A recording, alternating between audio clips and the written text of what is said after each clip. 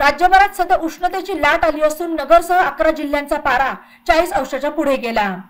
त्यामुळे असह्य उकाड्याने नागरिक हैराण आहेत।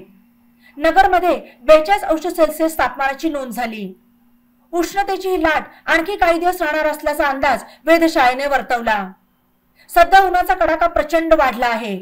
कोकण किनारपट्टी भागात उष्णतेच्या लाटेचा अलर्ट देण्यात आला। विदर्भाच्या तापमानातही मोठी वाढ झाली। अशातच मराठवाडा आणि विदर्भातील काही ठिकाणी अवकाळी पावसाची शक्यता वर्तवण्यात आली।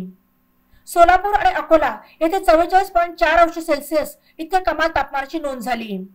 तर बीड 43.2, नगर 42, छत्रपती संभाजीनगर 41.2, जळगाव 42.2, मालेगाव 42.6, नांदेड 42.6, धाराशिव 41.8, परभणी 42.6, सांगली 41.1, सातारा 40 अंश सेल्सिअस असे कमाल तापमान नोंदवले गेले।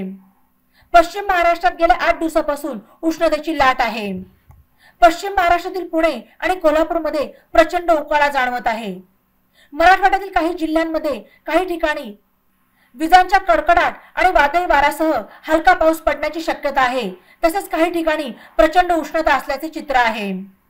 विदर्भातील अमरावती, चंद्रपूर, अकोला, वर्धा या ठिकाणी विजांच्या कडकडाटासह पावसाची शक्यता आहे।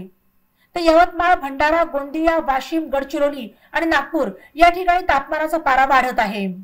उत्तर महाराष्ट्रात तापमानात कमालीची वाढ झाली। हवेच्या वरच्या स्तरात प्रतिचक्रवाताची स्थिती तयार झाल्याने कमाल आणि किमान तापमानात मोठी वाढ झाली। नाशिक, नंदुरबार, धुळे, जळगाव या 4 जिल्ह्यातील तापमान वाढले आहे। दरम्यान उन्हाची वाढती तीव्रता नागरिकांसाठी तापदायक ठरते आहे। उन्हाचा कडाका वाढल्याने उष्माघाताचा धोका निर्माण होऊ नये यासाठी योग्य ती काळजी घ्यावी लागणार आहे। बातम्यांसाठी ई नवा मराठा YouTube चॅनलला सबस्क्राइब करा आणि बेल आयकॉनवर प्रेस करा।